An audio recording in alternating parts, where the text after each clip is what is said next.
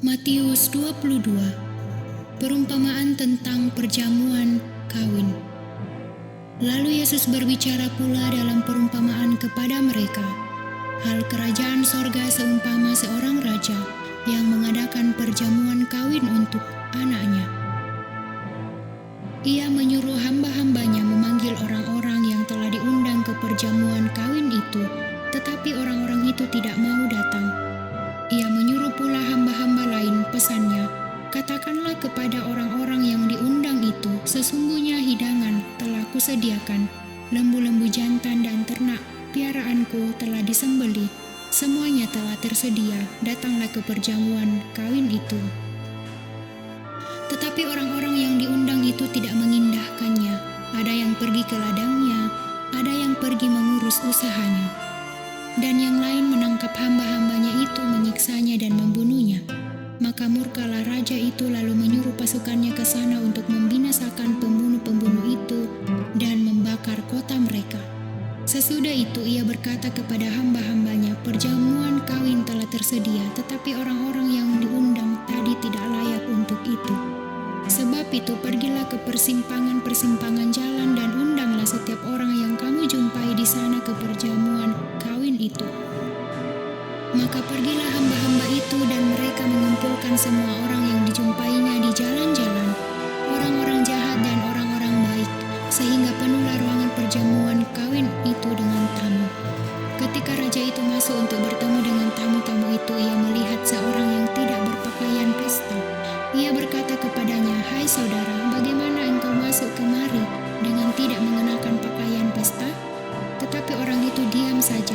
Lalu kata raja itu kepada hamba-hambanya, ikatlah kaki dan tangannya dan campakkanlah orang itu ke dalam kegelapan yang paling gelap. Di sanalah akan terdapat ratap dan kertak gigi. Sebab banyak yang dipanggil, tetap sedikit yang dipilih. Tentang membayar pajak kepada kaisar. Kemudian pergilah orang-orang Farisi. Mereka berunding bagaimana mereka dapat menjerat Yesus dengan suatu pertanyaan. Mereka menyuruh murid-murid mereka bersama-sama orang-orang Herodian bertanya kepadanya, Guru, kami tahu engkau adalah seorang yang jujur dan dengan jujur mengajar jalan Allah dan engkau tidak takut kepada siapapun juga, sebab engkau tidak mencari muka. Katakanlah kepada kami pendapatmu, apakah diperbolehkan membayar pajak kepada kaisar atau tidak? Tetapi Yesus mengetahui kejahatan hati mereka itu lalu berkata, mengapa kamu mencobai aku, hai orang-orang munafik? Tunjukkanlah kepadaku mata uang untuk pajak itu. Mereka membawa suatu dinar kepadanya. Maka ia bertanya kepada mereka, gambar dan tulisan siapakah ini? Jawab mereka, gambar dan tulisan kaisar. Lalu kata Yesus kepada mereka, berikanlah kepada kaisar apa yang wajib kamu berikan kepada kaisar, dan kepada Allah apa yang wajib kamu berikan kepada Allah. Mendengar itu heranlah mereka dan meninggalkan Yesus lalu pergi. Pertanyaan orang Saduki tentang kebangkitan. Pada hari itu datanglah kepada Yesus beberapa orang Saduki yang berpendapat bahwa tidak ada kebangkitan. Mereka bertanya kepadanya, Guru, Musa mengatakan bahwa jika seorang mati dengan tiada meninggalkan anak, saudaranya harus kawin dengan istrinya itu dan membangkitkan keturunan bagi saudaranya itu.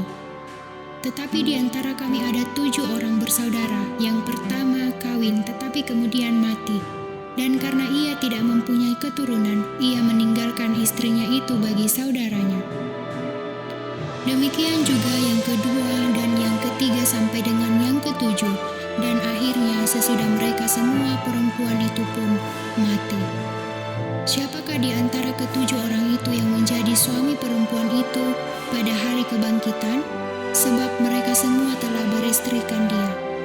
Yesus menjawab mereka, kamu sesat, sebab kamu tidak mengerti kitab suci maupun kuasa Allah.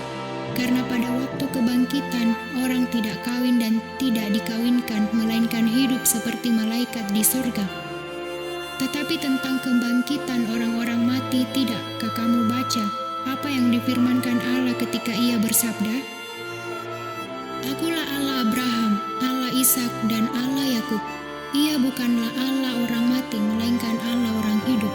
Orang banyak yang mendengar itu takjub akan pengajarannya. Hukum yang terutama.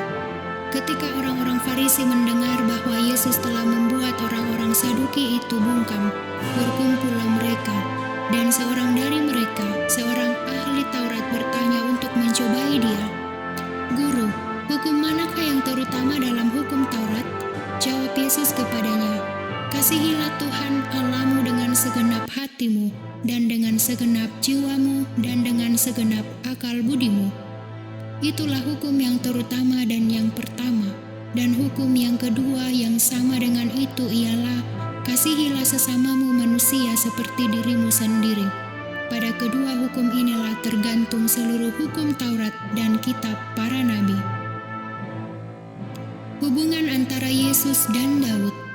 Ketika orang-orang Farisi sedang berkumpul, Yesus bertanya kepada mereka, katanya, "Apakah pendapatmu tentang Mesias?